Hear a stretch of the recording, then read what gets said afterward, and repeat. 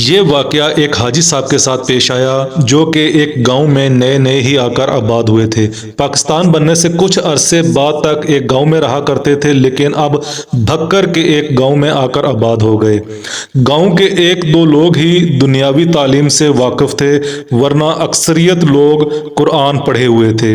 حاجی صاحب کے پاس دین کا غیر معمولی علم تھا، اور یہی وجہ تھی کہ گاؤں کے اکثریتی لوگ دینی معاملات میں ان کے علم سے مستفید ہوتے تھے۔ جب بھی ممکن ہوتا تو گاؤں والے حاجی صاحب سے انبیاء کرام کے واقعات اور قصے سنتے تھے۔ اسی لیے گاؤں والے اپنے بچوں کو قرآنی تعلیم کے ساتھ ساتھ دینی اصلاح کے لیے بھی انہیں مسجد میں بھیجا کرتے۔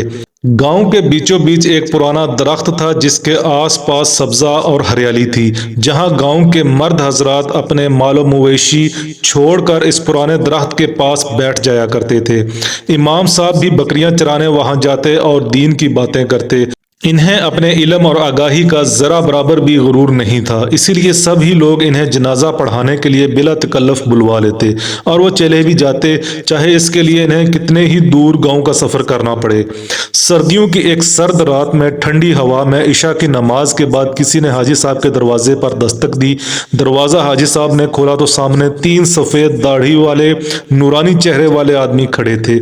دروازہ کھلتے ہی انہوں نے نہایت ادب سے سلام کیا اور پوچھا، کیا یہی حاجی قدرت اللہ صاحب کا گھر ہے؟ امام صاحب نے جواب دیا، جی ہاں میں ہی ہوں۔ امام صاحب، میرے بھائی کا انتقال ہو گیا ہے اور میں آپ سے ان کی نماز جنازہ پڑھوانے کی درخواست کرنے آیا ہوں۔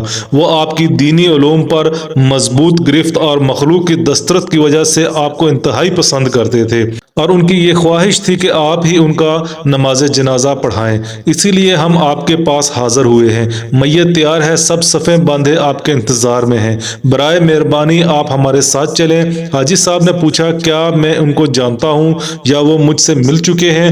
اس شخص نے جواب دیا کہ میرے بھائی آپ کو آپ کے پرانے گھر میں اکثر سنا کرتے تھے، تبھی سے وہ آپ سے اتنی عقیدت رکھتے تھے۔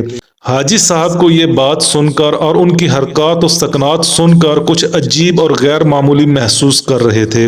وہ شخص بنا پلکیں جھپکائے حاجی صاحب کو دیکھ کر ان سے گفتگو کر رہا تھا، اور باقی 2 خاموش کھڑے ان کو دیکھ رہے تھے۔ حاجی صاحب کے لیے رات کا جنازہ کوئی نئی بات نہیں تھی، اس لیے انہوں نے ان آدمیوں سے کہا، آپ رکیں، میں اپنا لباس تبدیل کر کے آتا ہوں۔ حاجی صاحب کو لوٹنے پر وہ حاجی صاحب کے آگے آگے چلنے لگے اور چلتے چلتے گاؤں کی حدود سے باہر نکل آئے۔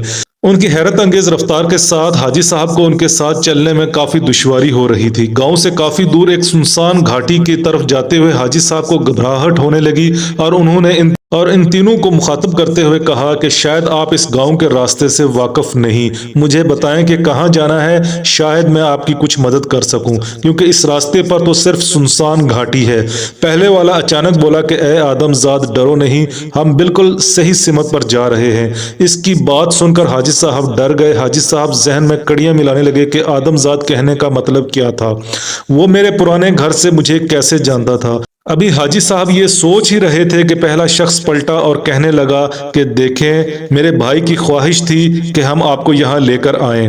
ہم مسلمان جنات ہیں اور آپ کو کوئی نقصان نہیں پہنچائیں گے۔ حاجی صاحب نے حواسوں کو قابو کیا اور گھاٹی کی طرف چل دیے۔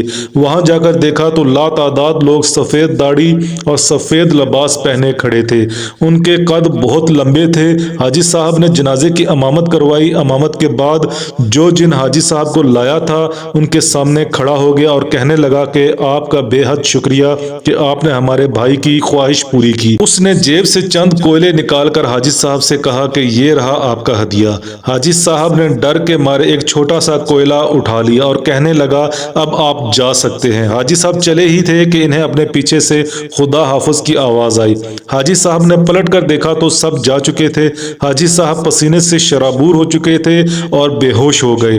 ہوش آیا تو گھر میں تھے۔ ان کی اہلیہ نے بتایا کہ آپ گھر کے دروازے پر بے ہوش ہو گئے تھے۔ حاجی صاحب کو کوئلے کا خیال آیا، انہوں نے وہ کوئلہ نکالا تو وہ ہیرا تھا۔ وہ کبھی بھی اس واقعے کو بھلا نہیں سکے۔ تو یہ تھی آج کی ہماری کہانی ایک حاجی صاحب سے متعلق۔ امید کرتے ہیں آپ کو یہ کہانی پسند آئی ہوگی۔ ویڈیو کو لائک اور شیئر اور سبسکرائب کر دیں۔ تھینک یو، والسلام۔